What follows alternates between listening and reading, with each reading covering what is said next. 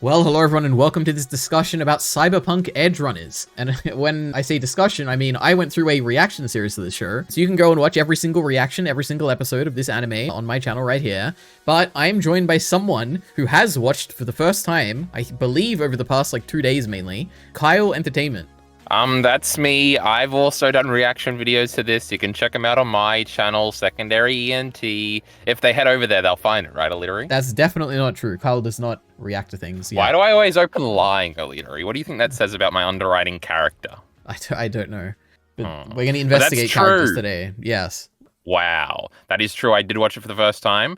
We were going to do Cyberpunk Edgerunners as a discussion one time, and then Alidori just started reacting to it and didn't even tell me about it, so I was very hurt. And so now I'm here to get revenge and reveal at the beginning that I didn't actually watch the show. Is that true?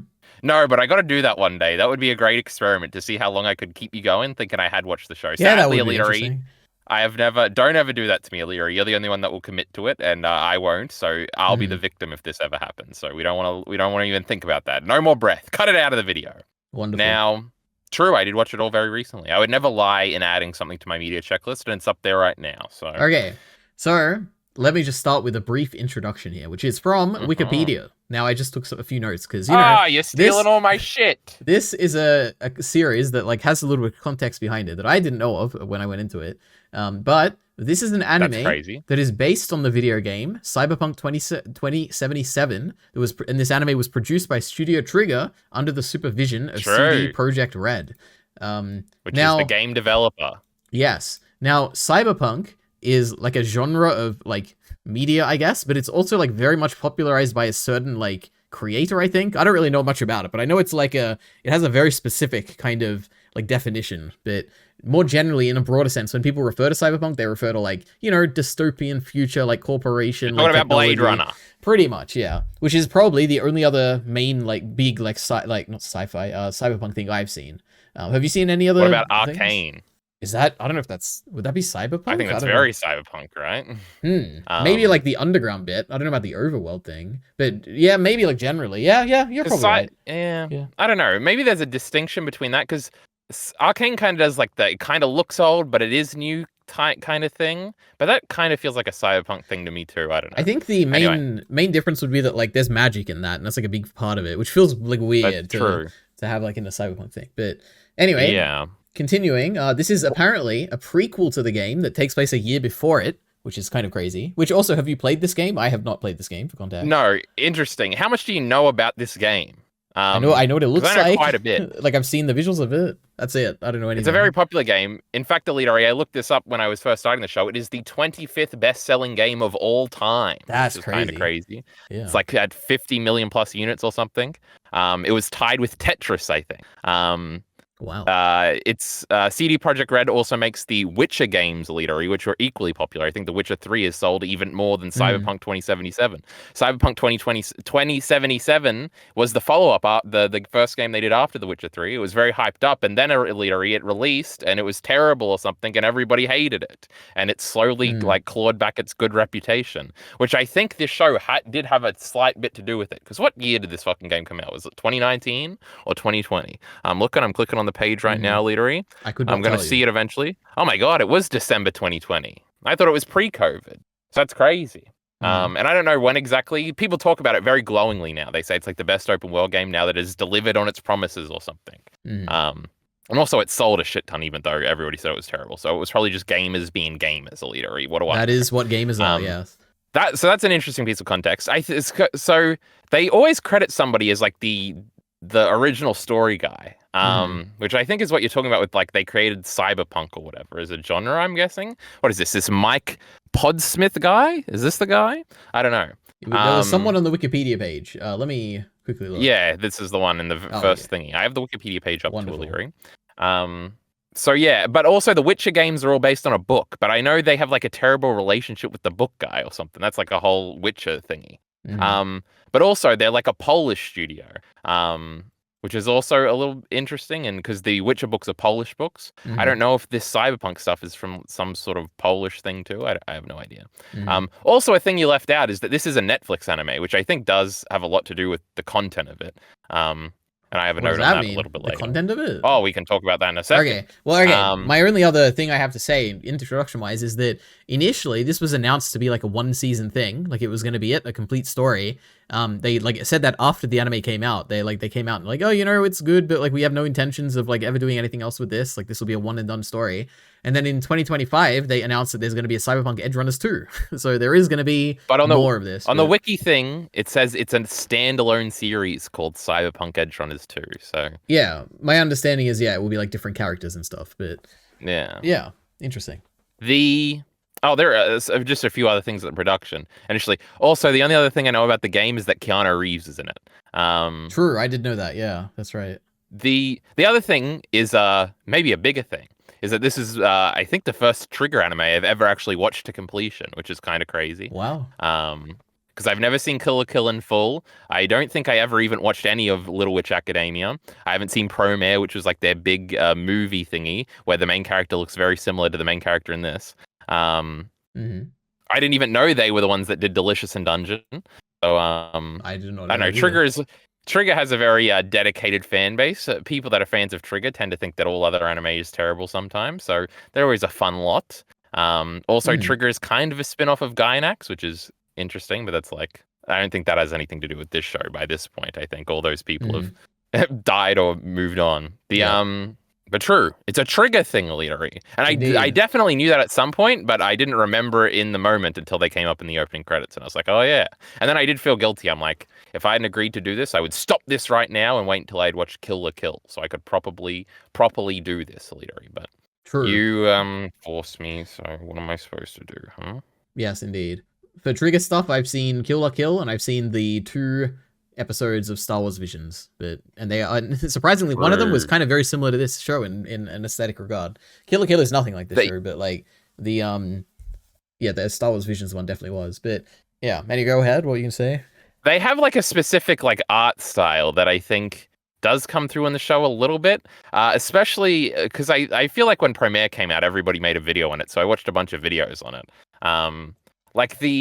I don't know, we're kind of getting into a detail of the show, Leroy, so don't be commenting on what you think. But when the main girl is like in hacking things or whatever. Oh, Lucy. Shut up, Leary.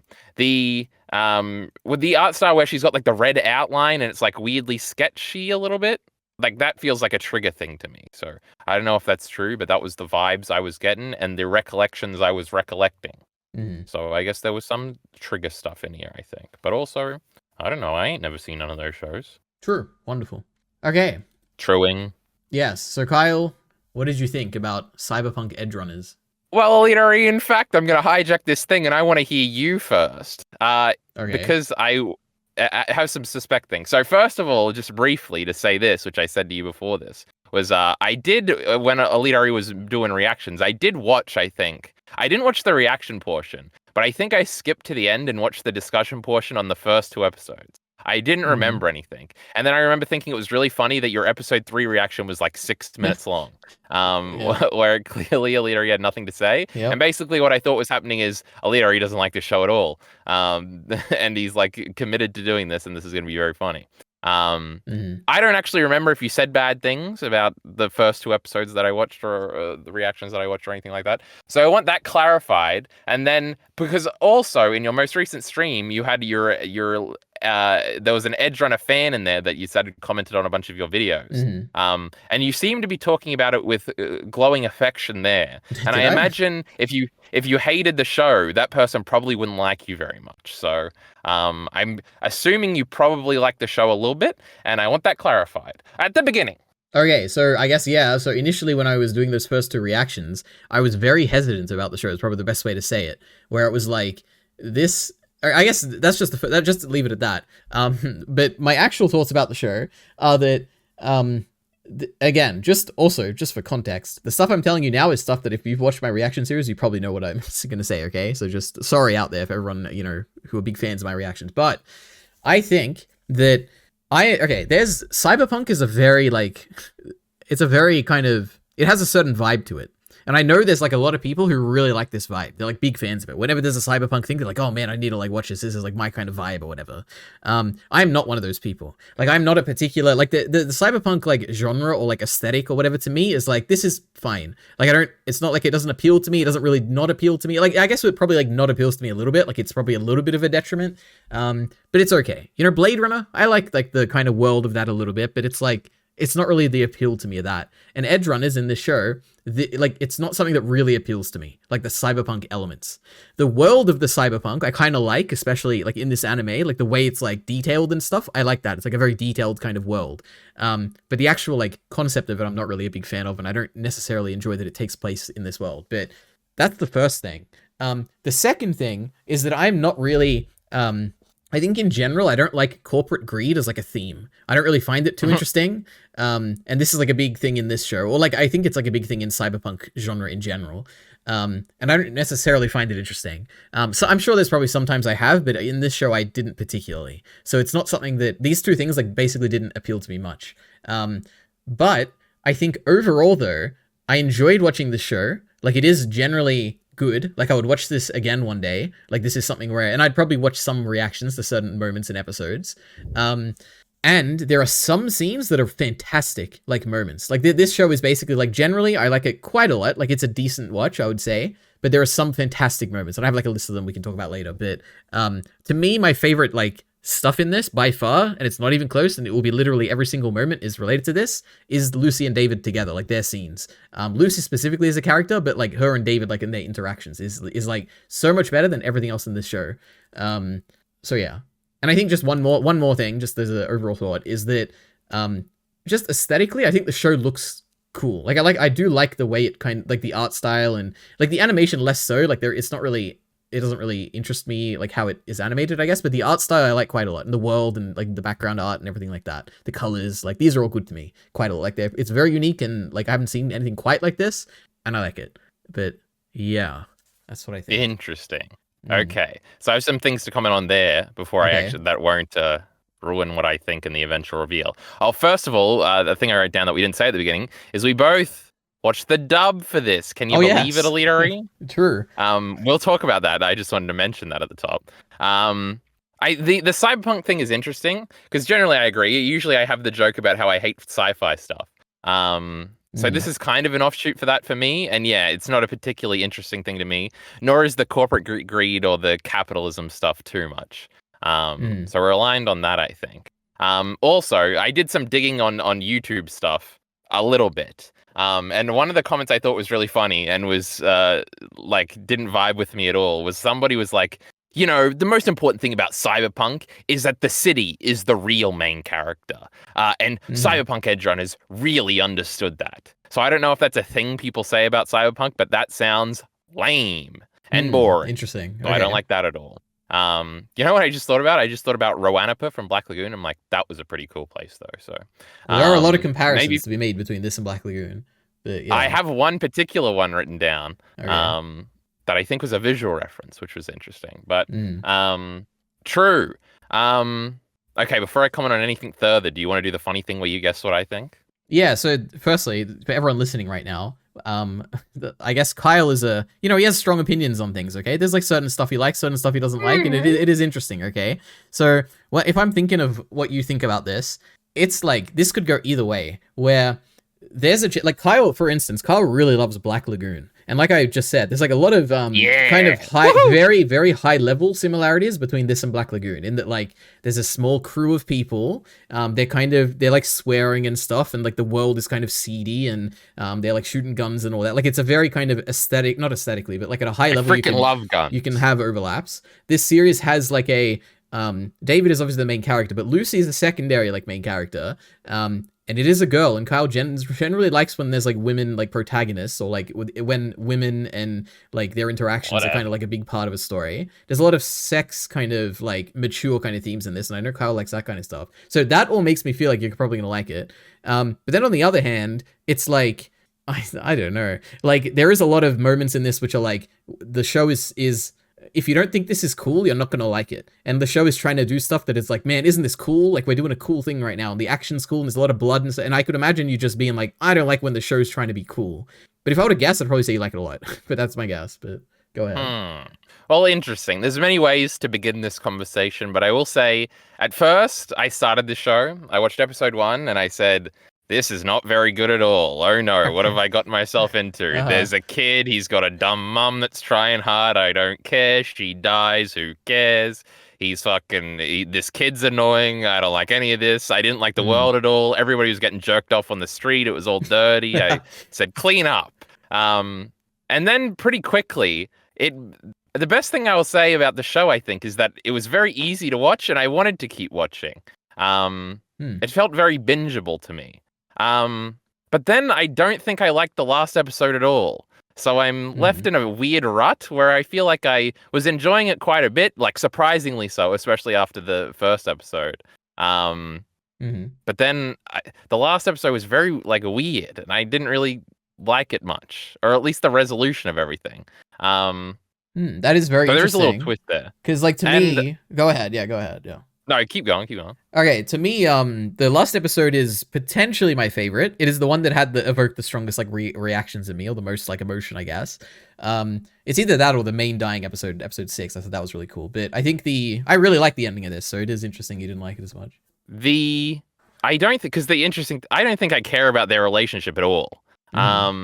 Like, it was interesting. Well, first of all, just on the twist stuff. At one point, I thought I'd spoiled myself because I went to look up something called one of the songs or something. And then everybody was commenting about how tragic it was or whatever. And I was like, so the girl dies in the end, was basically what I had assumed. And then I saw a bunch of other things that were reiterating that. So I did kind of like that it was David that died in the end and not the girl. Because I was certain she was like, she's very much that character to die in the end, and she's got like secrets, and he'll find out right as she's dying, and then he'll go to the moon and be alone and miss her. I had the exact same thoughts, I think, pretty much. Yeah. But they did the opposite. But I think the problem is, like, I like Lucy well enough, but I don't give a shit about David at all. I think he's like kind of annoying, and like he is kind of like would be cool, and I don't think he's cool at all, and I don't really like his voice. Or the voice acting rather. So there's like a big disconnect there. Obviously, he's like the main character. I don't know. I didn't like dislike him actively or anything like that. But it just I was thoroughly unimpressed. Their relationship was interesting because I can already see like every video essay mentions that they actually get together in like episode 4, and isn't that crazy that they didn't wait to the end or something, which I did like appreciate. But I felt like their relationship was like nothing. It was just like, they would kind of talk to each other, but they would always talk to each other like about the plot or about their one thing, which is that they both had like goals, and it didn't feel personal or relatable in any sense. They felt, and towards the end, like the intentionality is that they're supposed to feel relatively distant from each other. So it kind of makes sense that they're like talking past each other and not communicating. But I don't know. It just felt like we're supposed to really fall in love with them at the end of episode 2 when they do their like initial date. Which was good, I think, them initially going to the moon and stuff like that and having fun. But then, I don't know, it just didn't build from there to me, I don't think. I will say generally, though, I do think the best episodes were when, like, most of the crew members were, like, alive and they were just going around doing things. I did think that was probably the fun part that kept me watching. Not that I particularly liked any of the characters that much, but I think they were fun and engaging enough together. The show is also erratic enough with how like quickly and abruptly it can kill people and stuff like that.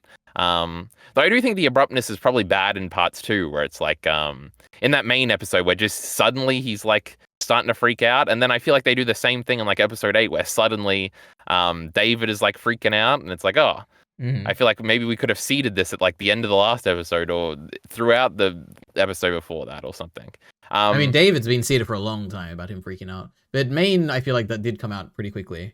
Like there's David, like he starts shaking like very subtly. He starts looking off in the distance like early on. Like there are. But yeah, that's like episode 8, isn't it? Does he do that before then? I think so. I think in the first episode after I think when 7. he gets his. Well, I think that's the first episode after he gets like crimmed up, right? After Main's death. Yeah. I'm pretty sure he gets hinted at that episode, and then it doesn't really happen until I think until episode 9. But yeah. No, yeah, I guess. Maybe. I don't remember. It's all a blur. I'm not going to be able to tell these episodes apart. Well, that's true. I remember that 7 was the time skip one, or maybe 6. No, it was because it was weird because it wasn't 5 to 6. It was Main dies in episode 6, so then 7 is like a time skip. Okay, in my head that was episode 5, so I should just move everything 1 forward, I think. I guess that's the general overall thoughts. I guess when I was thinking about this, I don't think I have too much to say generally, Hmm. besides like odd comparisons I want to make. And like most of my notes are from episode one, and is like me not being happy about this. Hmm. Oh, I think the dub is okay. It wasn't, well, it was bad in some parts, I think. I think it has I would compare the dub to like Arcane, where it's like What? Okay. 6 out of 10. It's like okay, like oh, it has the same problem where they constantly try to do like short words or nicknames and stuff, and every time it just makes me cringe. Where they're Mm. talking about like even when they say like tech or when they say like there's a million other words I can't think of any right now, but it would always be like that. Also, maybe this is like a later miscellaneous point, but why in like episode 7 when they started like why in the calls were they repeating line like words when they had never done that before? Is there like a story reason that I missed for this, or So do that's you know very what I'm funny talking because about? I remember pointing that out in my reaction. I was like, what the hell is going on here? Why is this like so like weird? And is it bad directing or like what happened? Is it the dub? But I don't personally I don't think it was in episode 7. I think I picked that up like pretty early, like maybe in the first like 3 or 4 episodes they were doing that. See, to me, it And abruptly started at well, like some point that's towards that's the the end. thing. To me, it also abruptly started, but it was like toward the beginning. But I guess maybe it was just there the whole time, and both of us like missed it. But the point is that it's like they're not actually talking; they're like communicating through their minds, and I think it's actually an interesting way they do it, where it's like they're kind of just streaming consciousness to each other, and the actual words they're saying aren't necessarily significant. It's just like they're trying to get across general impressions, which is portrayed in a really interesting way. Like I do like it. It's just like very jarring when you don't have that context or you don't like really think of it. Like it's never said. Like they don't mention this in the show where it's like, oh, we're connecting our minds here or anything. We're just like assuming it's like a phone call kind of thing where they're meant to be speaking to each other. But we're hearing like a representation of what they're actually communicating. Um, Yeah, yeah. but the only problem I have is that it just seemed to start halfway through. So I was like, did Mhm. everybody get like sick or something? Is this supposed to represent that? Or I was trying, maybe it's there from the beginning. I completely missed it if it was. Mhm. And frankly, right now, I don't believe you that it was, but Well, I'm you sure I can could watch my easily go back and reaction when check. I first brought it up, and then that's the one I noticed In really episode early. 7, Alita, I'll watch that I one. would be shocked if The it was episode 7, but it might be. Yeah. Because I at some point I was like, is it just the Kiwi girl? Is she the only one doing this? But no, then she was talking to like the bad guy, and he was doing it too, and I didn't understand. Mhm. Oh, another thing about the dub is that like I think there's a lot of words they just say, and I know in the sub I would have just paused to try and figure out what each of the words meant, but in the dub I like literally just let it go. And it was interesting too because I remember at the beginning like there's a conversation between cops in a car before they like get blown up, and I was like not paying attention at all, not because Mhm. that's not because I'm like being a bad viewer, but because you're really not supposed to pay attention. You're like supposed to be soaking in the image or something. And I was like, oh yeah, this is probably like uh, pausing every line like I do in sub shit to like actually read it and see what's going on. Like in Mhm. Ava, when there's a weird conversation happening on the radio and pausing it, it's like it's probably not how you're supposed to experience the show or whatever. And it's probably not good that Mhm. you do that. So I don't know. I was thinking about that while I was watching the dub. My last point on the dub, I guess, is that I probably like it's fine. And I don't really like the show that much, so it's not like a big deal to me. But I Mhm. probably should have watched the sub, I think. I think I probably would have enjoyed it more. I think it would have taken away certain little bits that annoyed me a little bit more. Actually, Um, this is crazy to me. How would you know? How could you possibly know? well, because the cringe, I don't think I can't cringe to a subtitled line, I think, is the point. Oh, you Um, okay? The cringe thing r- was like a r- big thing to you. Okay. Yeah. yeah, it's not that bad. Everybody calm down, right? Mm. Um, but even those little bits, and then I did the math thing in my head. But there's also the convenience of a dub, obviously. Mm. And yeah, I don't know. It would have been interesting if I had like really liked the show, like 3 episodes. Well, part of me liking the show would definitely have been the voice acting if I really, really liked it. I think so. I Mhm. probably wouldn't have had a crisis of conscience and thought about swapping. Um, Mhm. but anyway, that's I guess a story for another day. I have been talking for a long time about wanting to Yeah. watch a dub. So So I on the don't think this dub. is like representative of that though. I was Mhm. because everybody, even like on a Reddit thing I quickly saw, everybody said you should watch the dub. Now they have the worst reason in the world for watching the dub, where they say, you know, it's set in America, so you should watch the dub or some retarded shit like that. Is that what About they say? immersion elite. Yes, everybody Oh, says this. Even I think even that what the I've heard is LM that girl said that. well, what do they know? I think the what I've heard about it is that it's like there's something weird going on with the intention of like how it was created. Where I think I could be completely wrong, but I thought I read that it was like the dub was intended for like it was the primarily Yeah, made because for a dub or something. But I could just be completely wrong. this Um. is actually a big dot point I have written down, which is kind of a joke, but it says for a Western audience. Mm. Because I think this show, because people accuse certain anime of like aiming for a Western audience, and what they just mean is like Jujutsu Kaisen said they. But I feel Mm. like this is actually what a made for Western like uh consumption type show would look like if there ever was one. And the dub being like the primary thing for that would be interesting. Mm. There's a bunch of other things about that. I don't know if we want to go into that just yet. Well, I just want to say on the dub, so I don't have any of the like I don't really cringe at any of this. I've had cringe experiences in the dub before, for stuff. This nothing ever in this stands out at all for cringe stuff. I think other than that, firstly it's a very, to me who watches quite a lot of dubs, it is a very unique dub. Like these are like some of the voices I hear here are not like I'm not able to pick them out and be like, oh, this is like that character that I've seen before in this dub. Like maybe they are very common dub voices, but I can't pick them for like stuff that I've seen before. So it felt very unique in that regard, like the voice acting. Like if you were to tell me this wasn't an anime and it was like just some like Western animation that kind of looks like anime, I'd be like, oh yeah, I buy it. Like it feels like very different to me, like both visually and like dub wise. Yeah, that's kind of why it was reminding me of Arcane in that sense too. I think that's probably the closest. Yeah. Now, I feel like I had more to say about the dub. What can I say about it? Well, I'll just say quickly that like this doesn't really scratch the itch of me trying to watch a dub at some point to see if I do actually hate them or not. So I think that's very much a thing we're still hunting for. We'll have to see what the next show I don't really care about is. Should I watch the Jujutsu Kaisen dub, Elitari? What do you think? I just watch whatever you want. I don't know. I don't know what you're looking for. What a boring answer. Yeah. Do you remember yet? No, I don't think I really have much to say. I think I just generally just like the dub. Like I think it does a really, it never took me out of it ever. Like I was never like, oh, this feels like weird. To me, it was like just perfectly perfect, I guess. I don't know. There was nothing, not a single moment. There are like every now and then in some dub things, like there will be moments where I'm like, oh, I can see why this was like, this was originally in another language and you're really struggling here. That never really happened in the show. So it was very seamless. See, that's not really my problem, I don't think, when I have problems with things. I think it is just is the line cringe or not? Which is obviously entirely individualized and what the fuck. But also, when people are making fun of dubs on Twitter, I do usually think the lines that are clipped out for the clips are really bad. But you don't, so... Well, yeah, because usually I've seen the show, and then I would understand that in the context it's good.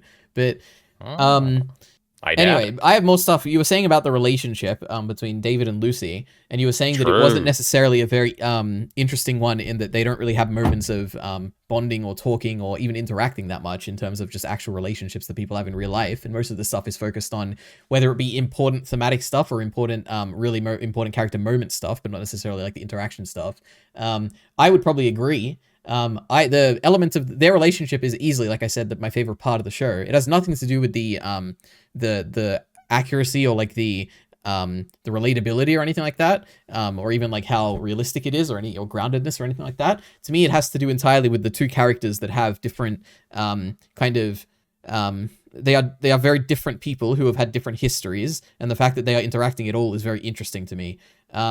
Like, I think you even said that you said particularly that you don't like David as a character. I would probably generally agree that he wasn't really appealing to me much. I do, however, like David as a tragic concept or whatever. Like, to me, this was what I constantly said at the end of every single reaction video, all the way, I think maybe from episode 1 or 2 or something, where I would always talk about how, like, David's story is very clear. Like, there is only, like, there's a few possibilities of what can happen, but it is very clear that the point of David's story is that he is initially starting off as someone who isn't corrupted by the world, and as time goes on, he is corrupted by it.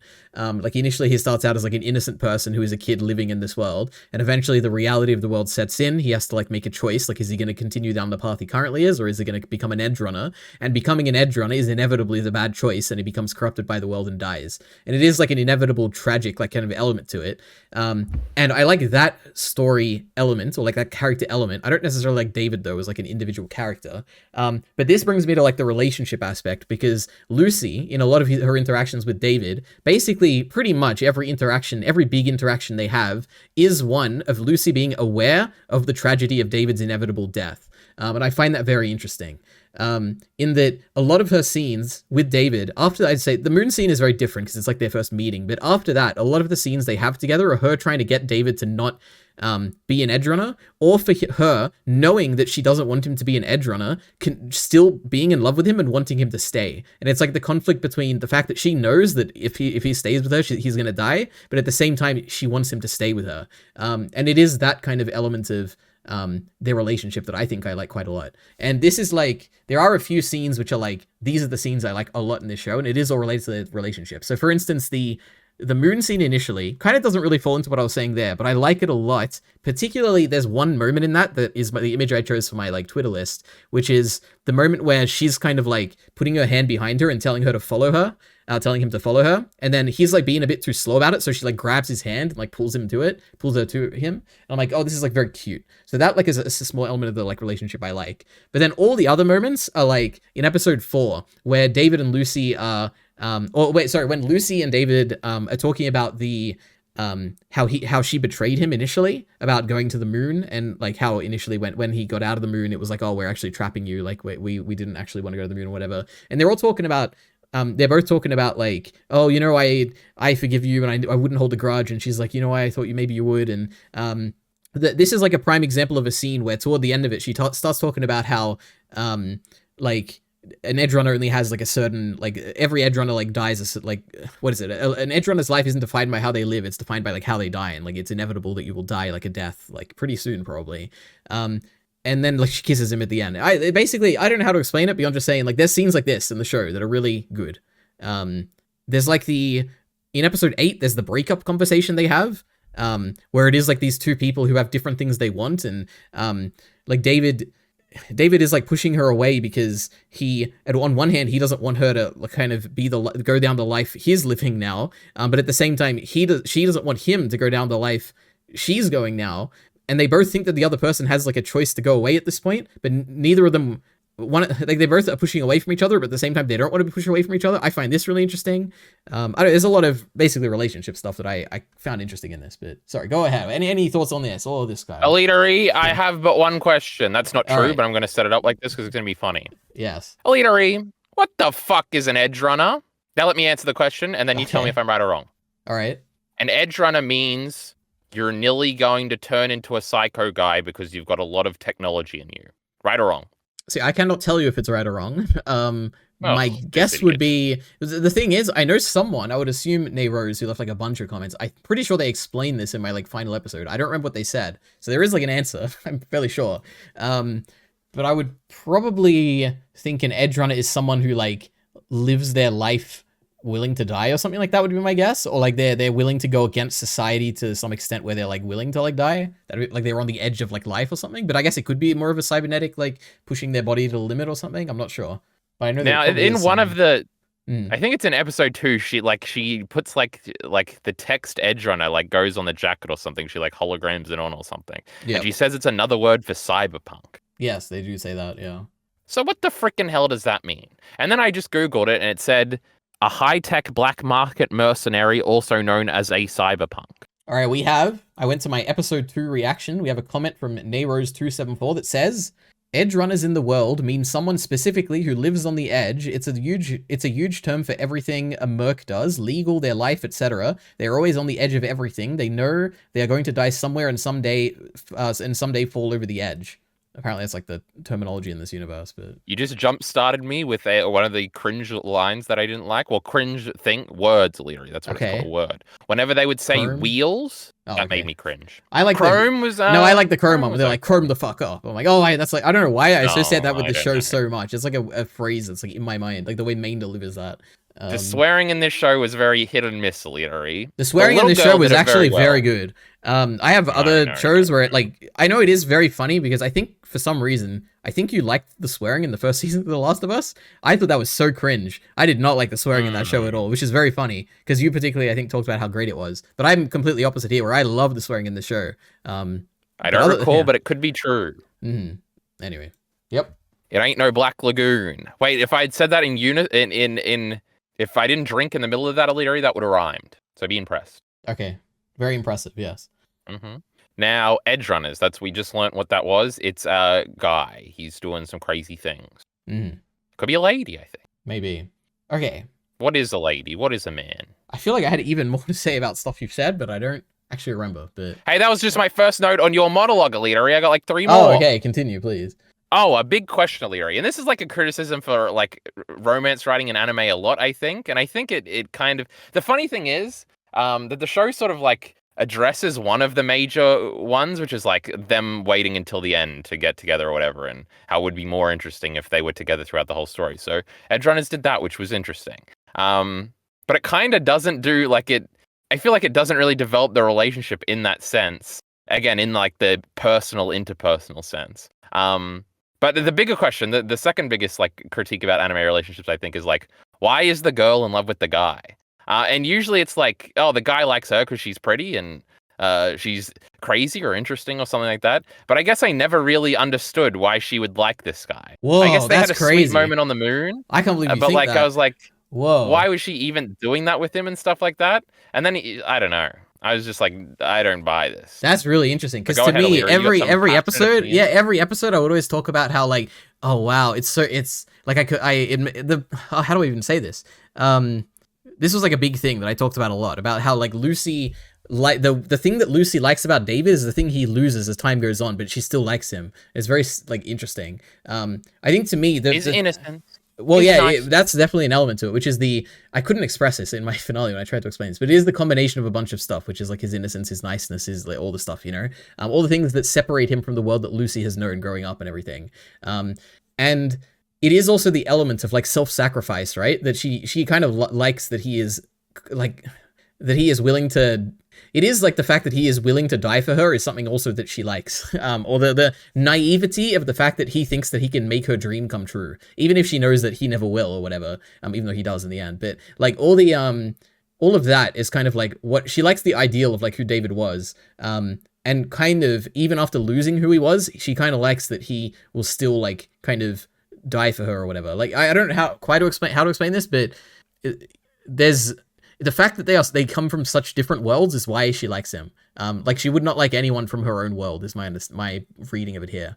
And it is the tragedy of the show is that he loses who he was and what made him special, which that's my other thing. I have like I went on like a massive rant in episode 10 talking about how this is like the best thing the show does, I think, about David and how special he is. And I don't know if I want to talk about that now or later, but true, he's special for some reason. Well, that's the thing. He's not special, and that's the conclusion we get at the end, which is super interesting. And the fact that he dies and like Adam Smasher is the true special one, and like the whole show, you think that David is special because he can handle this Sandevistan, but he can't handle it. In the end, he has the cyberpsychosis, but someone like Adam Smasher doesn't. And it is the tragedy that he went down this path thinking he was special, but in the end, he wasn't, and he probably would have lived a better life if he didn't think he was. There's like a whole element there which I like a lot about like. Maybe it is a character thing. I don't know what it is, but I like that. It's like a story thing.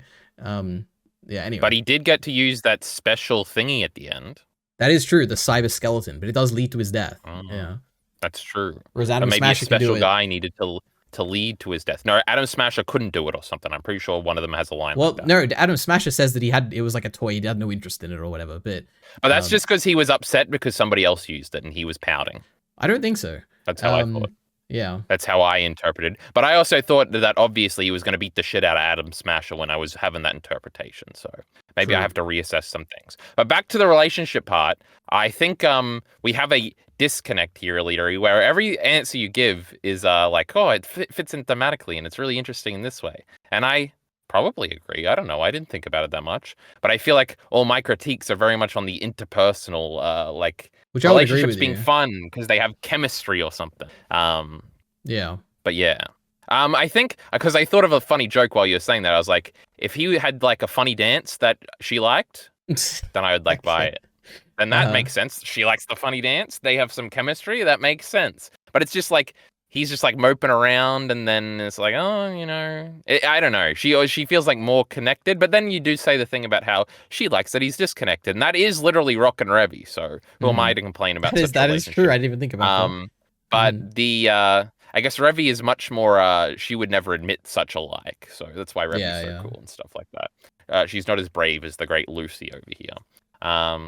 But true. So you said some truthful things. Wonderful. But it doesn't really affect me at all. So try again I'm curious. next time, because based on what you've said, I am curious. What did you think of the David Rebecca relationship then? Because they have a little bit more of those moments. Not really too much. This is true. I think Mm. Rebecca is probably the best character, I think. She's kind of funny. She's kind of cute. She like comes out of nowhere and ends up being an actual character.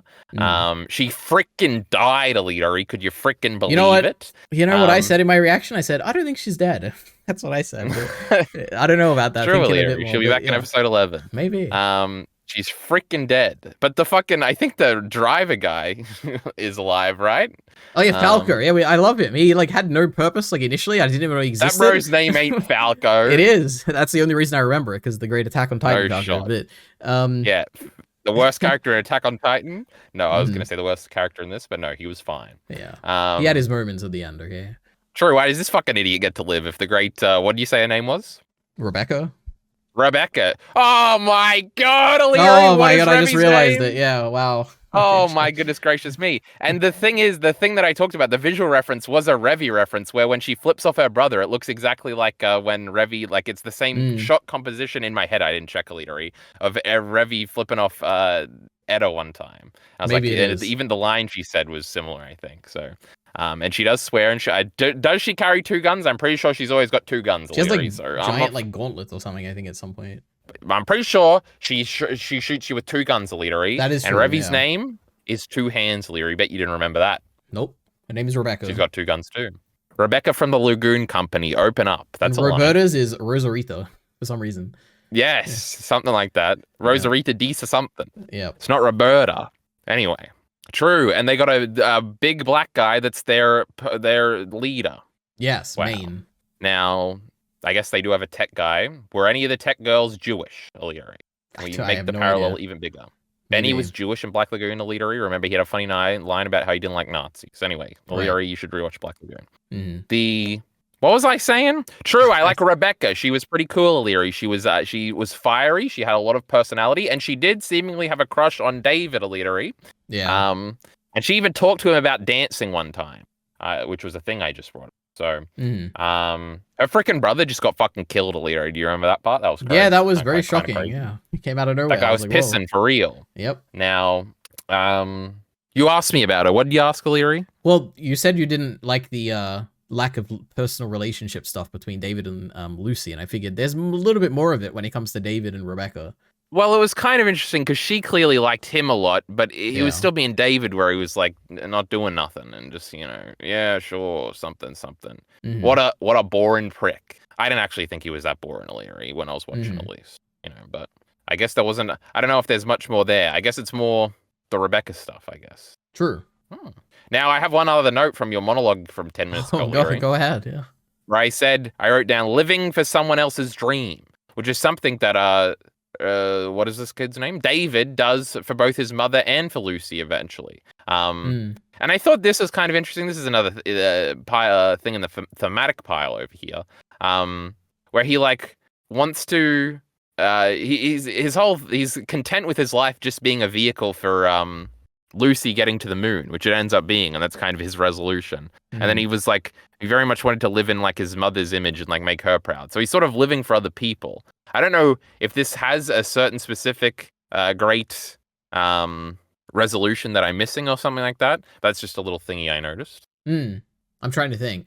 So I think it. I don't know. I don't have a strong thoughts on that. I'm not sure. No thoughts. My goodness. Yeah. But true.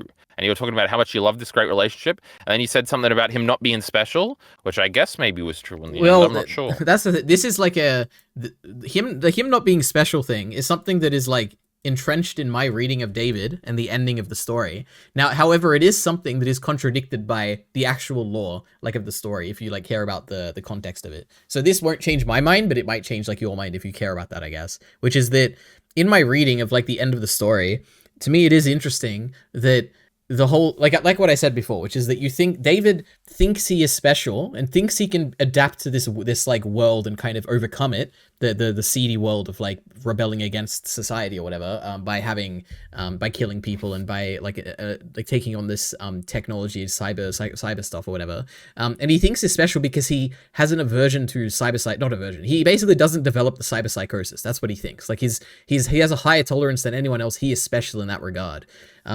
And to me, when I'm watching this final episode, what stands out to me is that he still has it, like he develops into it, and in reality, there is someone like Adam Smasher who is living normally, seemingly, and he doesn't have the cyberpsychotic elements that like David has. And David wasn't ever really special at all. And someone like Adam Smasher is the special person who has like kind of who can like. But don't they say that he like has Mm. no human part left to him or something? And wouldn't that be the They do say explainer that, for but like we do see his skull and stuff. So I don't like. I would just say, in my reading of it, he is still human. It's just like when they say there's no human, it's like he's everything. All he is a brain at this point. Like there is no like body to him anymore. Because you cannot like. My understanding is even David comments like, "Do you still have a brain anymore?" And it's like the implication is that he would have a brain. Well, no, but the implication is he's like making fun of him or whatever. Like obviously he has a brain, but like he's calling him a big dumb stupid guy. Yeah, exactly. But to me, I find it interesting because it is like it adds to the tragedy of David's character of how if like. It is complicated though. Like I would have made it if I like had a strong thing here, like a thing that I think tied well together. I would have made a video about this by now. But because there is the whole element of like everything I've just said leads up to the idea, the natural conclusion is that if only David had gone another path. But the problem is that the world of Edgerunners doesn't give him another path. There is no good path here. Either he becomes part of the Edgerunners. That's what capitalism will do to a boy. Yeah, which might be the point. Which I don't know if I have like I don't know if I find that interesting, but either he becomes an Edgerunner, you know, gets chromed the fuck up, as they say, kills a bunch of people, becomes part of devotes his life to fighting against society instead of living a life of his own. That's like one tragic path that he can go down and eventually die for the cause, but achieving nothing in life. Or there's the become part of the society, part of the corporation, and create more situations like he did, like what happened with his mother. I guess even in the path he chose, he did end up creating a situation. It's like a hopeless kind of situation where it's like, no matter what he does, he lives in this terrible world and there is nothing that can be done. And there is like that tragic element too. But I don't know how it ties into the whole thing of like, he's not special, but I don't know. I find all this interesting without like a necessarily tied up, like nice bow conclusion, but yeah. Another aspect that was a bit iffy for me is that like his guilt around killing that lady is like I don't know, because they try to flash back to say why he did this, right? Or is it just him trauma after it or whatever? It's like did he have to kill that lady? I guess maybe like they hack into her brain if they let her live or something. Like couldn't he have kidnapped her? No, I think the implication was that that was a cyberpsychosis element coming out at that point. Yeah, because he had like a whole delusion, like when we flash back to that scene and he saw like weird stuff going on that wasn't actually happening there. Yeah. I couldn't tell if that was him like dreaming about it and like freaking out about it, or if that was like what actually happened or something. It's probably open to interpretation. I'd probably interpret it as like a cyberpsychosis thing, but it's probably a bit open there. But yeah, I don't know. That aspect where it was like, oh, now he's like doing some bad guy things. I don't know. I just was like, do we really need this right now? That was a thing where, you know, I'm doing this great series twice a week. That was a thing where pretty early on, I was like, there's going to be a moment in this show where he becomes the person who killed his mother. And that is the moment when it happened. So I guess like, I didn't really have a moment where I was like taking it in because it was something I was like waiting to happen basically. And when it happened, I was like, oh, it happened. So I haven't really thought much about it if I liked it or not. But, it felt kind of like inevitable of a step. And it ties in with the whole thing of like, he is becoming corrupted by this world and he is becoming like, he isn't any better than like the people he was trying to fight against. And I don't know, it's just more of the tragedy of David, you know? Yeah. True. But I'm pretty sure he is better than those people still. Now... Why do you think he's better than those people? Because he only killed one lady and they probably kill lots of people all the time. Yeah, but like but eventually when he becomes cyberpsychotic, he will probably kill a bunch of people, right? True. Yeah. I don't know. But he kind of died before he did that, so wonderful. That is true. Truing. Also, quick thing. I just look at old videos and stuff. Episode 4 was when I first noticed the dialogue thing in the conversation, by the way, where I was like, this is weird. Why are they doing this? Yep. Anyway. I'll have to seen it to believe it. True. I have a particular, are we going in a different direction right now, Leary? Because I have a pivot right Go with here. whatever you'd like. Now, these are some comparisons, Leary, your favorite. And we kind of talked about Arcane a little bit, but Arcane was definitely the thing I thought about the most while watching the show. I think the dubs are very similar. Well, the Arcane thing isn't a dub or something or whatever, but the voice acting, I guess I'll say, was similar. Go ahead, Alira. You wanted to wait. Let me just say, firstly, I didn't really think of much, but if I were to think of like liking this show to anything, to me, it definitely reminds me of Invincible, where it has very similar like I don't know, the voice acting feels kind of Very similar. bloody. The kind of the bloodiness, but also like the character designs like kind of look familiar. I guess they're both set in America, which would make sense, right? But and the even just the fact that like the characters are somewhat similar, where you've got this like guy who has a mum and he like cares about the mum. The mum doesn't like, I don't want to spoil anything, but it's not very exactly the same. But that was probably the show it reminded me more so of. But yeah, anyway, continue. You know, in Arcane, the dad died. True. Yes. But then he came back. Oh wow. And then Elite cried. That was another rhyming thing, Elite. I'm a poet today. You're just so talented. Wow. Now, so there was a few things that made me think of Arcane. I think also this show like exists in the same plane of Arcane to me. Is it like came out in the 2020s and everybody thought it was like cool, and I was like, you guys fucking suck and a lame. So maybe there was some residual resentment there, and that's probably why I was not vibing with the first episode too much. But then I ended up liking the show.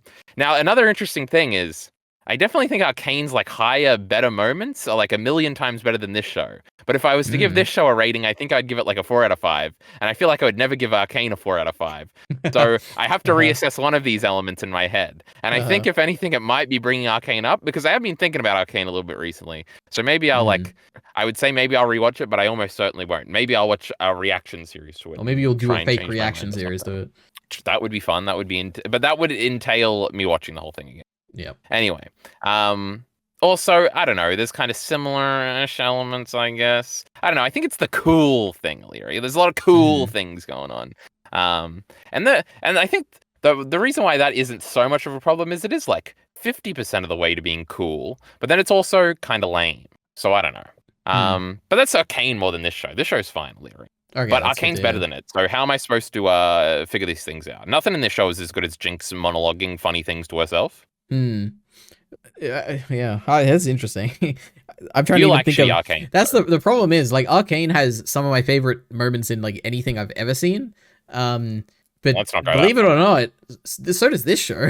like when it is impossible for me to explain how much I like when Lucy is waving her hand behind her on the moon, and then David's taken too long, so she grabs his hand. It's like a 5-second scene, but it's like one of the best things I've seen in my life. And it is very funny, because when I reacted, I didn't react at all. It is in the reaction. You can see me just sit there and not say anything.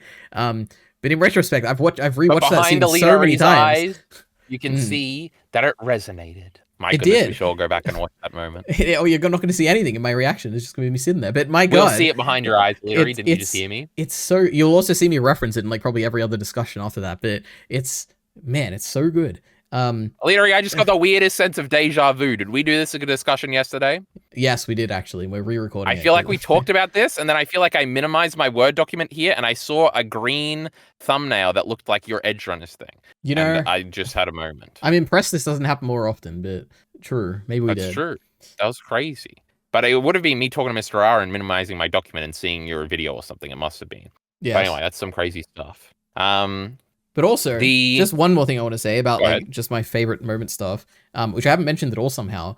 This is the moment that I teared up a little bit in my reaction. And I was like, oh no, I'm gonna be one of those people who like crying reaction videos. But it is the scene at the end where David is committing suicide to save Lucy. And it is I don't know how I haven't mentioned this yet, but it is the song that's playing. There's like one good song in this show.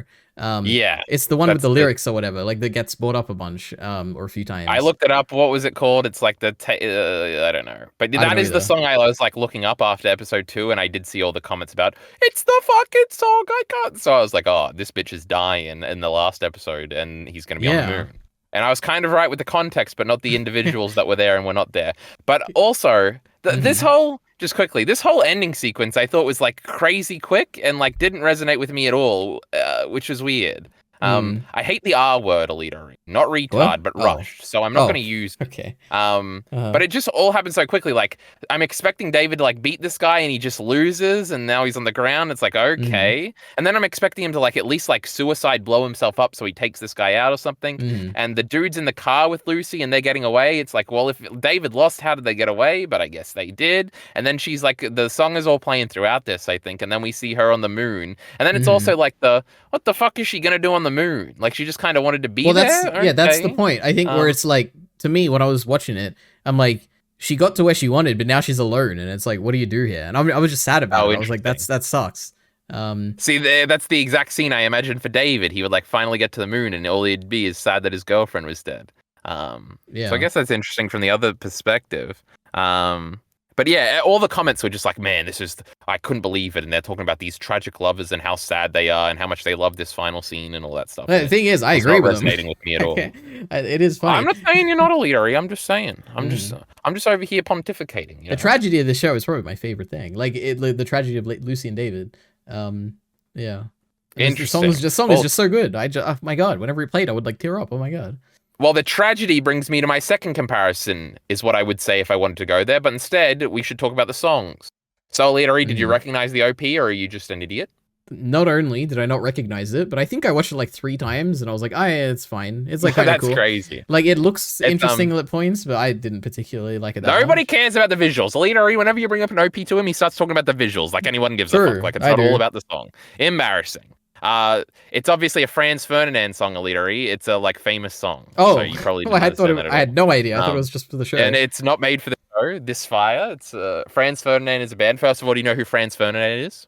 Didn't he get assassinated from the start of World War One? Named after that guy. Oh, okay. Yeah. It would be funny if for a second you got confused and thought he was the singer or something, and they were singing this in 1914. My goodness. Wow. But no, Leadery. But true, it's a funny name for a band, Leadery, to be called Franz Ferdinand. You ever heard the song "Take Me Out"? You know that one, Leadery? Maybe, I'm not sure. That's a very famous song. This song isn't as famous, but they're the band from that, which is crazy. Which is another thing that definitely ties into Arcane, where it felt like it was doing a lot of English songs, and it was like a lot. They had like bands. But actually, upon looking up everything, I think the OP is the only song from like a band. Like a popular group, I think. Whereas Arcane had like every pop star on the fucking planet in their soundtrack. And from different countries as well. Like that had like different yeah, it was crazy. At Imagine Dragons, it had JID, it had Denzel Curry at some point. I remember thinking it had that guy who like was alleged to kill someone, right? The David or something? David? I don't know what his name was. Or maybe I'm thinking of someone else. Diddy? No, that's someone else. Because I don't think he was in it. I go completely wrong. I don't know. I know who you're talking about. I just don't listen to that guy, so it didn't pop out. But yeah, like David or something, or David or something. Yes, true. Yeah. Like killed a girl or something. Allegedly. But yes. Oh, I'm sorry, Leary. You don't want to get a Leary sued out here. This was all said on the Ordinary RE channel, and I'm playing a character. But true. So that was a similar element.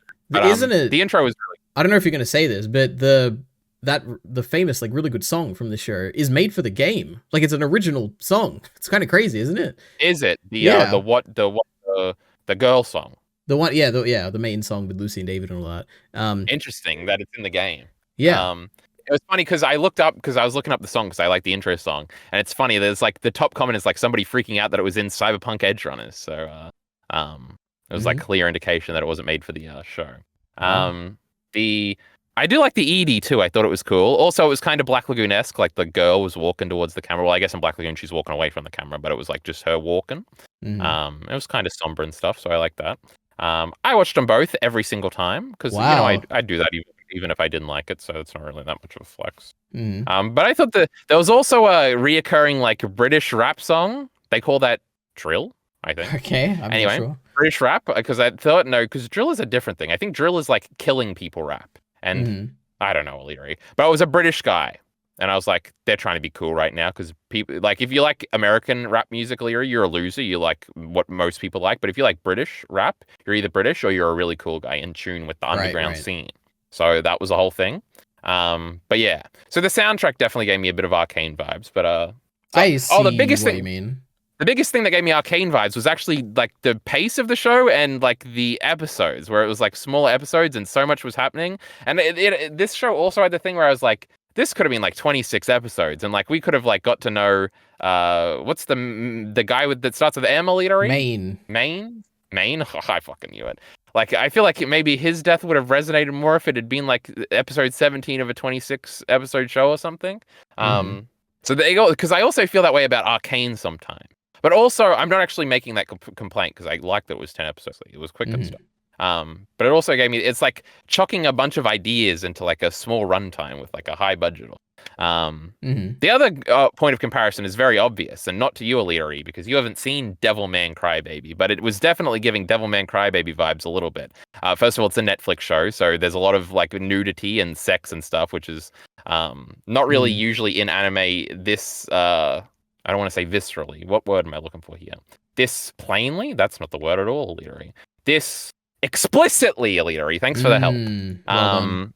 And obviously, Devilman Crybaby was one of the first. It was probably the first big like Netflix anime that everybody really liked. And obviously, the big thing that everybody was talking about pretty immediately is that there was a very graphic gay sex scene, and there was some very graphic demon sex scene. And also weird colored nipples and stuff like that. So I definitely think there was probably some influence there. Also, it's very, very, very, very violent. And also the tragedy is very Devilman. Well, not really, kind of. It's tragic. It's not tragic like Devilman, but it's tragic. It's also the moon's in it or something. And instead of the boy dying, the girl dies. Or in one of them, you understand what I'm saying. Yes. Well, I guess the boy also dies in Devilman because everybody fucking dies. But, you know, spoiler alerts for Devilman O'Leary. Put that at the beginning of the video. But true. We should watch Devilman Crybaby someday, O'Leary. Good idea.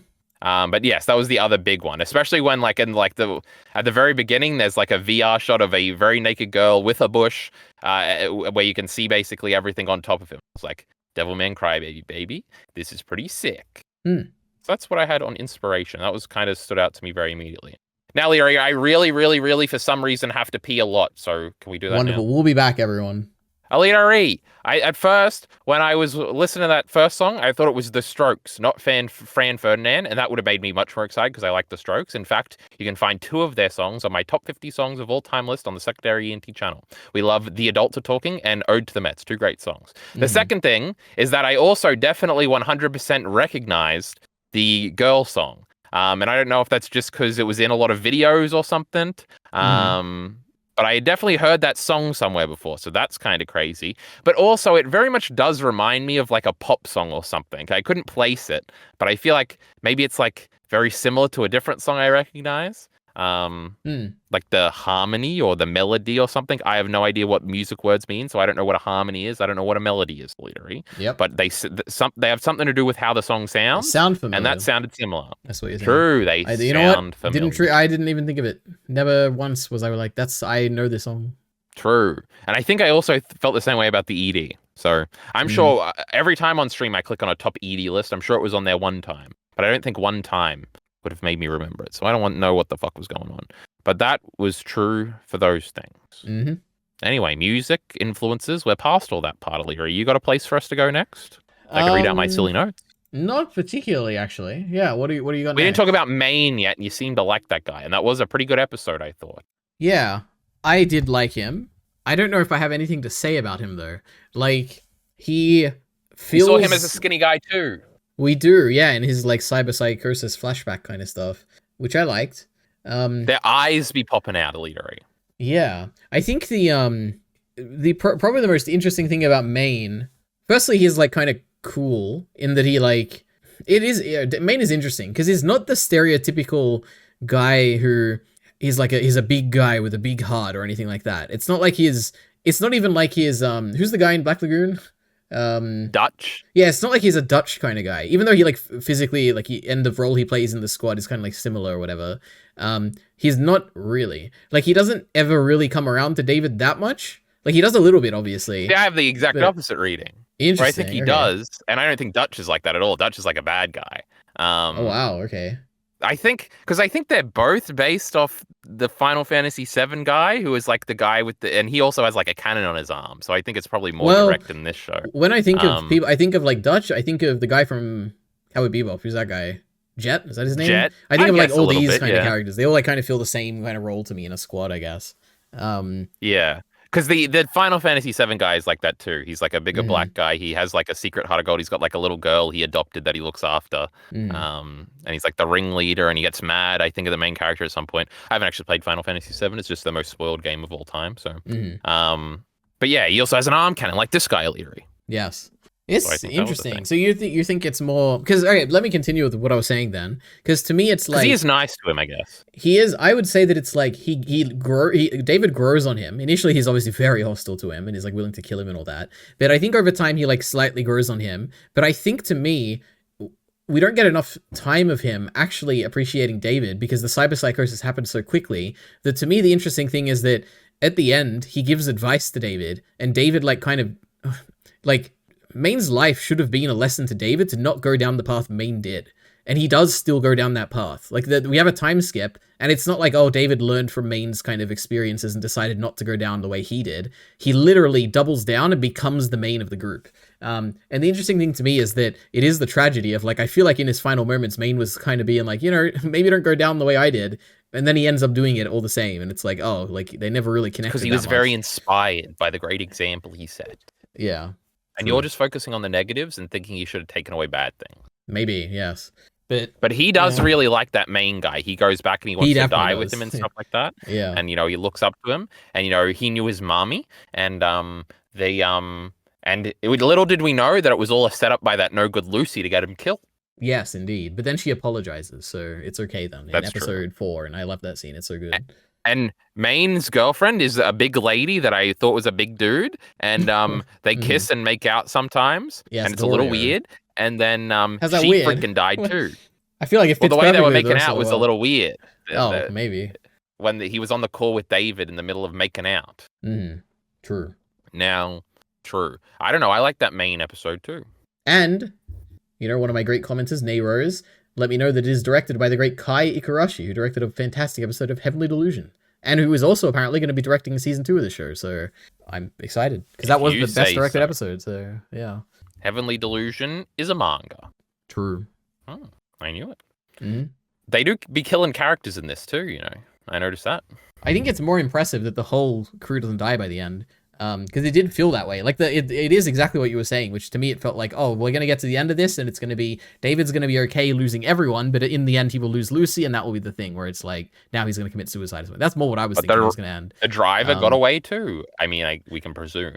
Yeah, the driver and Lucy, and I'm sure there's other random that Kiki like the girl doctor got guy, shot.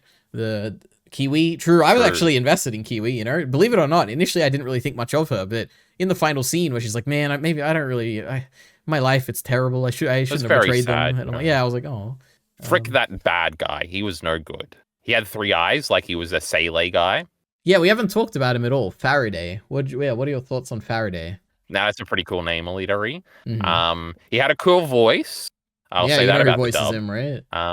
No. Whoa. Oh, yeah, that's funny. You probably haven't seen anything with him. Giancarlo Esposito, who is like Gus Fring, who is from The Boys. He plays Stanley, whatever his name is. I don't know, the CEO of Voight. So he's a real life actor. Oh yeah, sorry. This is like the big villain in like Breaking Bad. He plays like he's a very like well-known voice. Oh yeah, I saw his image. Yeah. He's also in Far Cry 6. Yes, indeed. He's in like a bunch of stuff. He's very famous. Yeah.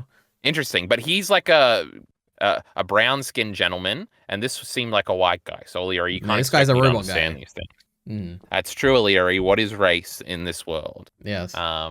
It's where you run. They did that in one episode. Edgerunners. Yeah. Oh, I should retire, O'Leary. I'm too good at this. True. Do you remember that jogging episode where Lucy and David were like jogging or whatever? That was crazy. True, because the main guy said, the main guy, not David Alita, the guy named Maine. Yep. He said you got to work out or something. Was it him or was it Lucy? Maybe I'm confused. I don't remember. That was like a month ago for me. But somebody said you got to go running, and so he did go running. Yes. And you ain't stopped running, and you ain't. Oh, I'll stop now. But true, he was a bad guy. Yeah, but he was like a cool underground guy first. Yes. I think I don't know if this is what you were saying, but in my mind, the voice probably was carrying it a little bit, where I'm like, this is a real cool voice. Like, I don't know, the way he would say things. Leary. He had 3 eyes. That was pretty cool too. Yeah. And he died. It was kind of crazy. And you kind of thought he would get away, but then he doesn't. He gets crushed to death at the end. It was kind of crazy. True. If we were sequel baiting, he would be coming back, but he's freaking dead. But also, they're all robots. You don't know. Man, it was like super cool at the end where David just shows up in that room and Faraday was like, "Oh my god, what?" He like freaks out. I thought that was really True. cool. There's Yeah. also a really funny thing where it's like he's so arrogant that obviously he's gonna like he wasn't worried at all that this cyber guy that he just fucked over completely was gonna come and fuck him up. Yep. But that was funny. But whatever. Bad guys be bad guy in a leadery. What can we say? Yep. Okay. True. Should I go through my list then of characters? Because I have a list. We've talked about most of these, I think. So Go David, I think we've covered. Do you want to talk about anything about Lucy specifically, or like she has her backstory? I don't know. She used to be like a net runner or whatever. True, she had a backstory. That wasn't very nice. We didn't like that. Yeah. She's got cool hair. Yes, I mean her design is super cool. I like the way she looks. Yeah.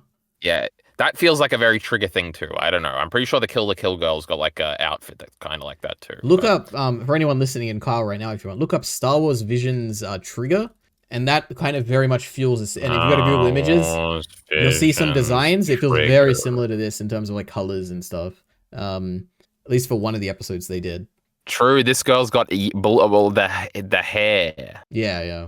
Star Wars sucks, Leary. Get over it. That's why Star Wars Vision. This lady's got. Good. So this lady's got 6 red lightsabers, or maybe she's just moving her arms really quick. She's got like 6. And also, I think one of them's a guy and one's a girl, and they're twins or something. It's pretty cool. And Aaron from Blind Wave hated that episode because he was like, "This isn't Star Wars. This is different. I don't like this." And I was like, "Oh wow, thanks, Aaron." True. Star Wars. I'll tell you what Star Wars is. It's Solo, a Star Wars movie. That was a great one. Right. Anyway, Lucy. See, the people without context think I'm being sarcastic right now, Leary, and it makes me angry. Yes, go check out our Star Wars discussions on this channel, everyone, if you're a big fan of Star Wars. True. All the sci-fi shit, all the sci-fi slop Leary we put on your channel, huh? Yep. All right, who is it? Who's your favorite character? Rebecca from Black Lagoon. Okay, what about in this show? Rebecca from Night City. Wow, how original. My goodness. I feel like everyone gives that answer. But no. Well, now I got to change it. Who's the second best? That main guy was okay. I kind of resented this driver guy because he showed up and was pretending he was part of the crew when he obviously wasn't, but then he was. So he's getting held back. But at one point, that Rebecca girl tries to kick his mustache off. That was pretty funny. Now, Rebecca's brother was not so cool, Leary. He was molesting ladies. We don't like that. It wasn't. I don't even remember that. He was always trying to grab on them, and they would shock him. Leary, come on. Pay attention now. My favorite character was the bully kid.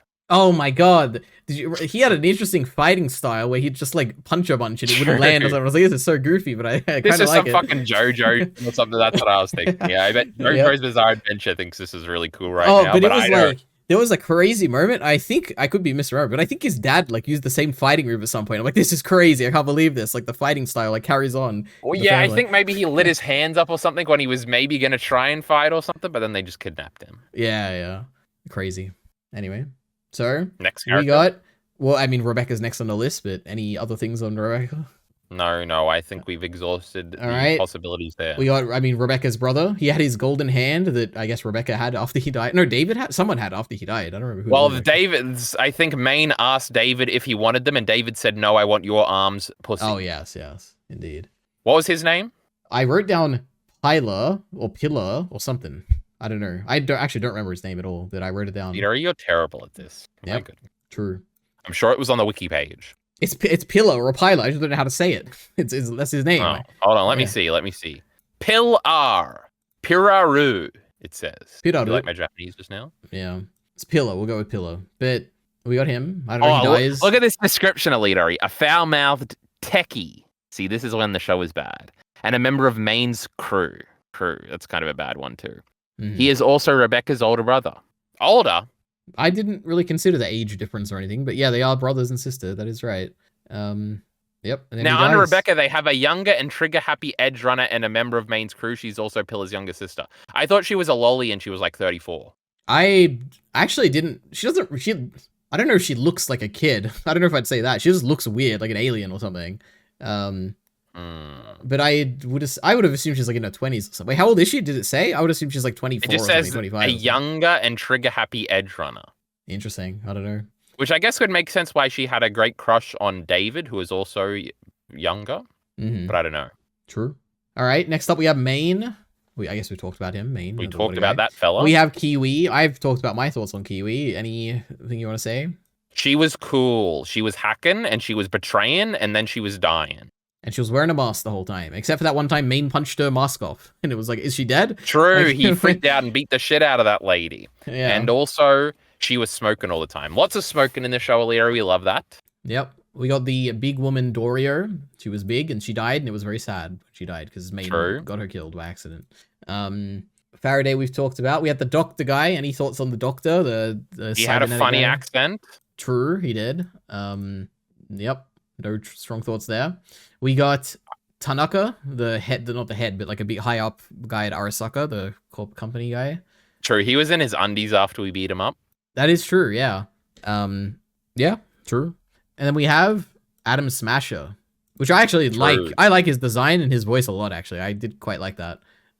Those things are cool. His name is not very cool, but that's okay. Yeah. It's a memorable name, though. I don't know if I'll ever forget Adam Smasher. It's very easy, to remember. But, okay. Those are the characters. Anything? What else do you want to talk about? I guess there was a cool moment with Adam Smasher, Aliri. My goodness. Where, like, he was introduced in one episode, and then I, like, halfway through the line of them saying they were going to get him, I realized they were going to get that guy from that one line, and I did think that was cool, so. True. There we go. Also, Aliri, you forgot about Gloria Martinez, who also had a funny accent. Rip to the goat. True. Should I read out my episode 1 notes where I'm making fun of this show? Go ahead, yeah. We've got a poor boy from a poor family. That was a funny joke. That's a Bohemian Rhapsody, Aliri. Okay. I was like, oh, gee, they're poor. I'm so sad right now. Mm-hmm. I can't tell if the mother has an accent or the voice acting is bad. Go ahead. They had like a massive apartment though, right? Like David lived in this like giant place. It was crazy, yeah. It looked really cool. I think that just looks like the apartment from the game because I feel like I've seen somebody start this game. So I don't know if that was like a reference to that. But also she's selling weapons on the side or something. True. But also she's not paying the rent. But also right outside the door is a bunch of guys passed out and jerking off. So it can't be that nice of an area. Anyway. Yep. Exposition why I look. Oh, there's like a monologue the mother has that I thought was like easily the worst voice acting in the whole show.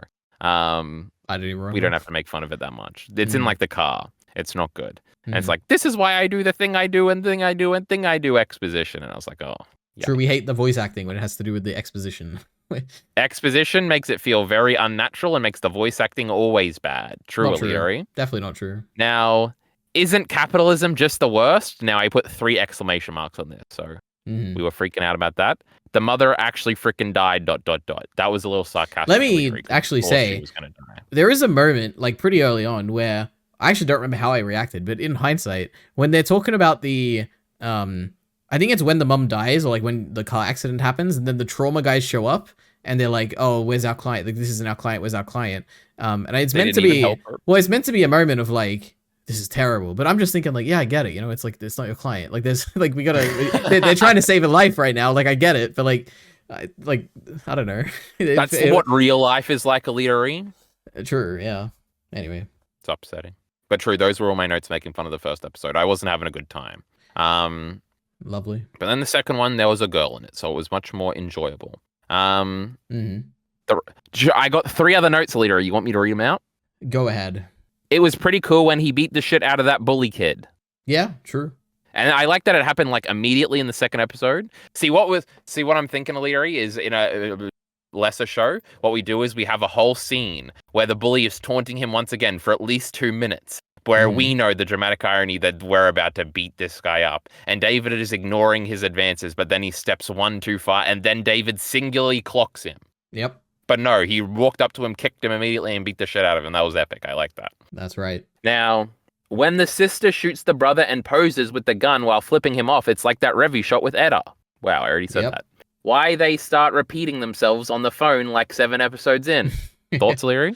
Oh, you should go check it out in episode 1. I'm sure they're probably doing that too, but I missed it too. True. And then my last note is a thing that we should say for the end. So that's all my notes. Okay. So let me think if I actually have any notes. Because to be honest, my main stuff was just like talking about, I think I've talked enough about my favorite moments. So just to reiterate, the moon stuff in episode 2, the kiss scene in episode 4, Main's death episode 6, the breakup. Oh, I guess they didn't really talk about the breakup conversation, but this was something that I actually liked a lot. And it felt very grounded in an interesting way, which is that you have I actually have some dialogue here, but the point is that you have David kind of wanting to push away, and then Lucy kind of freaks out about that, even though she kind of wanted to push him away too, because like this life is not for him. Yeah, I remember. But there is a moment where, bit. yeah, exactly, her eyes, like she actually, like I don't know what she says, but she's like she says something, and her eyes like widen or whatever, and it's like that's not what I meant, or like something like that. Probably not that bad, something better, but that I really liked. It is like a very, I don't know, it is a very relationship fear of like, there is like one sentence that can like seemingly ruin your life, and there it is, and it's like, oh, I didn't expect that. Yeah. I don't know. There's like I liked the expression in her face. It employed the anxiety. I liked that part. I have one line here from David. I don't have the lead up sadly, but he says like whatever. He's like saying something as whatever, forget it. Maybe we should go, go our separate ways. And that's when she like is like, no, that's not like not what I want or whatever. But yeah, crazy good scene. And then the final one is the saving Lucy thing at the end. But I was just crying. Oh my god, it was just so good. The music's playing. Did you cry for real? I like teared up a little bit, but I don't know if you can tell in the reaction. But yeah. It is a decision you have to make, cry. you know? Well, that's the thing. You have to decide, like, when you become a reaction channel, you have to be like, am I going to be one of those people who include the times when I cry, or am I going to cut all that out? Or am I going to, like, try really hard not to cry? You should put a censor thing over it. That would be the funniest one. Yeah, but true. Anyway. Yes. No, I was going to say something, but I'm not going to say it. I'm going to let it be a surprise. And a surprise, I mean, not in this video, so. Okay, wonderful. So beyond this, I don't really have anything. I just have like a few questions we've already talked about. I was gonna say like favorite characters we've done. I was gonna say like what's the message, but like I feel like, do you have any thoughts on this about the message? See, by the end, like I don't think it's too much the capitalism thing. I think it's more like the corruption thing is probably the more main theme. You mean corruption in terms of an individual? Yeah, like losing yourself to the machine. Yeah. Machines are bad, Elitery, and we got to watch out for them. True, they can be bad. They have the potential to be bad. No, they're always bad. True. Okay. And then my other question would be, I've said my favorite moments. Do you have any you want to point out specifically and be like, this and this and this? See, I feel like I did, but I feel like after I finished it, Elitery, I like re-examined everything. Like, I feel like probably the main bit and... The main bit? Oh, main, the character. Okay. Yeah, the main bit. And then outside of that, I don't know. When they were hanging out, that was pretty cool, Leary. I liked that stuff. And that's it, I think. I don't have any other too strong feelings. And that's the problem, right, Leary? This was fun to watch, and I wasn't annoyed constantly. And this is the Arcane comparison. Whereas in Arcane, you're like, this dumb fucking show. I hate this fucking shit. But then some stuff will be really good in it. Like that little girl that freaking died, Leary. You remember that part? Or Jinx is being funny. I guess we can also know where you can always test these. Just also to say, just a little bit of context, for someone who's like an hour and a half into this discussion now. But before watching this, I'd only ever heard people love this show, like positive things, with the exception of one reaction channel called LM Reactions, I think is what they call, where I was watching their like Chainsaw Man reactions, and every time at the end of the episodes, they'd be like, man, like, this is what I wanted Cyberpunk to be, where a show that focuses on characters and, like, their emotions and stuff. And no, I know exactly what they mean. Well, no, that's the thing, which I know what they mean too. But it was funny because that did set my expectation. You don't know what they mean, Illyri. Go ahead. What do you think they mean? No, well, I watched the first 2 episodes. That was the reaction channel. I don't know if this was part of our pre-thingy discussion or at the beginning of our discussion, but I said I didn't watch Elite RE's discussions, reactions, because I didn't want to spoil myself on potentially what Elite RE thought. Yeah. And obviously they're the best reactors, Elite RE, so I just watched this thingy. Actually, I considered whether or not I was going to start that or their Cowboy Bebop reactions, but I said Edgerunners is pretty good. But also at that point, I was only like 8 episodes in, so I was a bit trepidatious. But anyway, I watched it. What they mean is they like that Denji is like portrayed as like a victim, and I think they're probably not going to like that. Because they love the little boys where like they're very abused, and they get to do the thing where it's like boys can be abused too. And like comment on masculinity in that sense. I just know exactly that's the way, because the first 2 episodes they're very positive on it. So they haven't started disliking it or anything like that. And another thing I thought, I was like, this is now an LM reactions station apparently, but I was not scared, but I was like, oh no, because I've seen their Death Note ones and they hate whenever Misa is in a skimpy outfit. So I was like, oh no, they're not gonna like the jerking off on the streets and the naked ladies and stuff. But they didn't care about that, and in fact they preempted the comments saying, then why didn't you like Misa? And they like brought up Misa and how it was different, which is very funny. But yeah, they like it so far. So yeah, I think when And also, they really talk about how capitalism is bad and how that's like the point of the show, and they really like that aspect. So the fact that I don't really think that, I think most of the time, especially in Japanese stories, I think it's maybe a little bit less in Western stories, but usually when like people interpret it as capitalism bad, it's usually just greed is bad. And I feel like a lot of the people that like rejoice in the capitalism being bad thing want it to like go the extra thematic like step and think that all society needs to be taken down or something. And most shows just don't end up doing that. So I think that could be a potential thing for frustration. But anyway, that's my piece on that, Leary. Lovely. I can say that I have watched part of their episode 10 reaction and discussion, and the thing I remember them complaining about, vaguely, I could be wrong, but I remember them saying that, and I think this is more in line with what I was thinking they didn't like about it, which is that they were very, I think, I could be wrong, so please don't attack me, okay, LM fans, if you're here, but I think, yeah, it could be a thing one day when I'm really famous and everyone's coming back to this, but when I'm famous, when Rebecca died, I think they were like, either they reacted like, oh, why did she have to die? Or it was like, we didn't get enough like stuff there or something like that, where it felt like they wanted more or something. I think that's the impression I got, but I could be wrong. You know what's funny about that is that's a big complaint people have about like the next arc where everybody starts getting killed off. So I wonder what they'll think about that. Like, are they going to be mad just got killed off then? We're spoiling everything in this video. Don't worry, I'll definitely be cutting that out. My goodness. Oh my God. What a fucking pussy. Yep. Just bleep it. Yeah, I will. Oh my God. Now, one other very funny thing is, have you heard of what happened to Blind Wave with this series? No, I have no idea. Oh, wonderful. The funny thing is, Go ahead. Usually what I do is I'll look up like a show reaction. This time I didn't even bother. I didn't even check if the normies or Blind Waves had seen it because I didn't want to watch the LM one. So this is funny. I didn't even know that they had or had not reacted to this series. I'm assuming they got copyright fucked or something and it was very funny. A very wonderful thing happened, which is that the final episode, they lost the footage. So but the genius thing they did is that they re-recorded the reaction, but they had Aaron come in, who hasn't seen any of the show. But he only watched the final episode, and it was the interesting reaction. With the three of them, it was like Aaron, it was Eric, Rick, and Calvin, and they'd seen the whole show and they lost the footage for episode 10, and then Aaron just comes in and is reacting alongside them as like their second watch and his first watch. I was like, this is interesting, I guess. Losing footage is just not fun, Alita. It is terrible, yeah. Oh my God. Remember the lighthouse? Especially for reactions. I don't know. For discussions, we were just being lazy. For reactions, you literally can't do it again. It is, it is a very scary thing, yeah. Yeah. It truly is terrible. We don't like Yeah. Oh my God, imagine if you're really invested in a reaction series, they get to the big episode, they get to Mad Men season 3 episode 11 and they lose the footage, you just kill yourself. No, the worst part is when you're watching an old reaction series and it's been copyright taken down and they haven't done anything about it, so there's nothing you can do about it. That's why Blind Wave is so great, because they have their website and they put everything on there. True. Yes. Anyway. No reaction video. No strikes for me on my great Cyberpunk content. Not even a single content ID claim, I don't think. So I think this is a very reaction-friendly series, at least for the time being. Must be in the public domain. You know? I don't think so. I think one day there'll be a great reckoning and everyone's videos will get blocked and it'll be a terrible day, but yeah. All right. Until then, this will be the only record of your opinion on Cyberpunk Edgerunners. This is terrific. I'm glad. That's okay. I probably am way more coherent here than I am in my 2-minute of thought, like post-discussion things on my reaction videos. So, yeah. That's all I got. Anything else? So what the freaking hell am I going to rate this goddamn show, Alita? You're going to give it I don't know, actually. 4 out of 5. You're going to give it a 4 out of 5. That's what we do for everything. Yeah. I had the last question, Alita. Are you ready, or do you have any other questions? I got nothing else. Alita, does this series make you want to play the video game at all? Not even a little bit, but one day I probably will. But I have no interest from this. This is like an open world multiplayer game. This is like a game you would play, Alita, I think. So. Yeah. I will play it one day. I'm pretty sure my friend got it for me for my birthday or Christmas or something. So I do have access to it. I can play it whenever.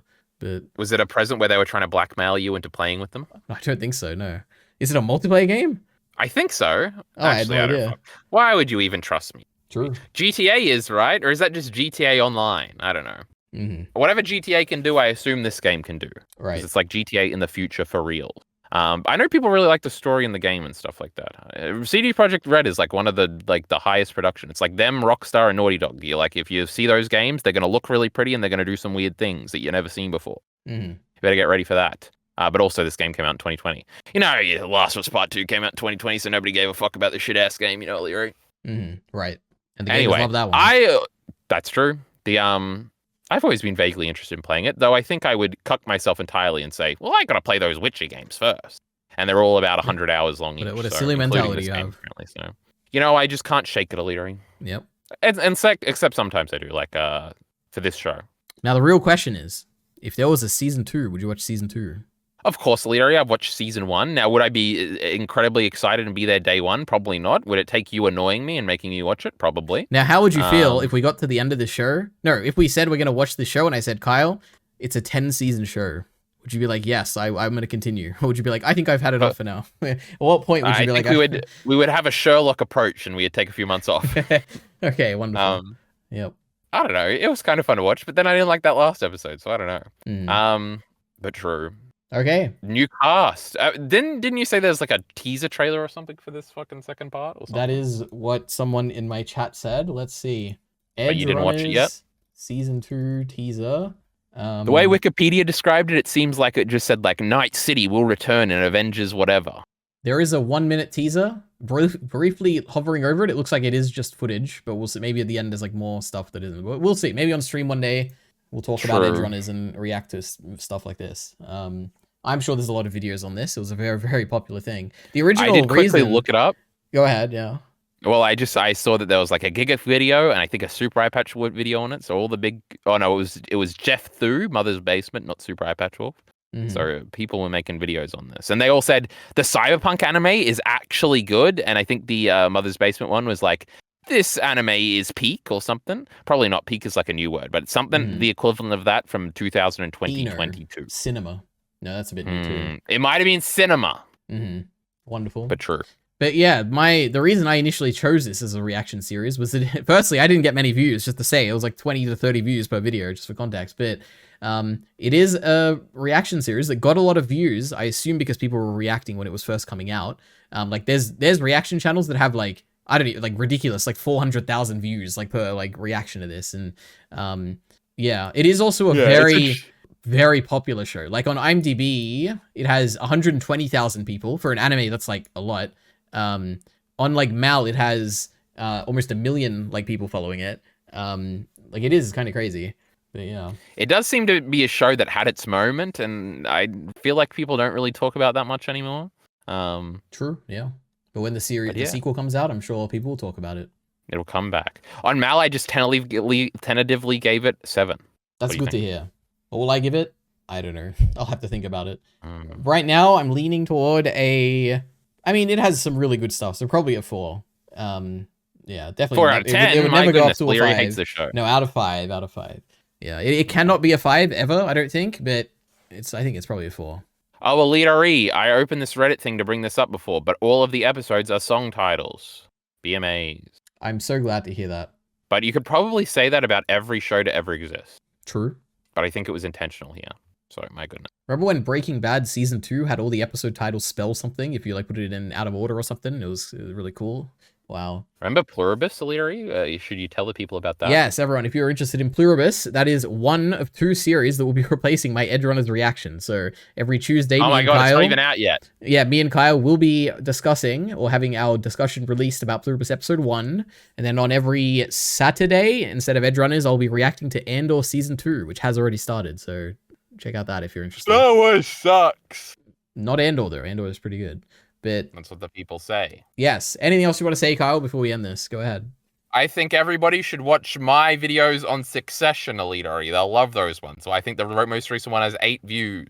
Yeah, so click on the secondary ENT channel in the description. You can go see those. And I'm going to be talking about video games with Mr. R tomorrow. Probably when this video comes out around. So my goodness. That's wonderful to hear. All right, Elitery, send the people home. Yes, thanks for watching, everyone. You got to click that subscribe button right below where you're looking at it right now. It should have lit up because apparently it lights up when you say subscribe, which is like kind of cool. It's been doing that for like 2 years, Elitery. I know, isn't technology just amazing? We love AI and transcripts. And you know when you click like, depending on which category you're in, it'll do like a thingy?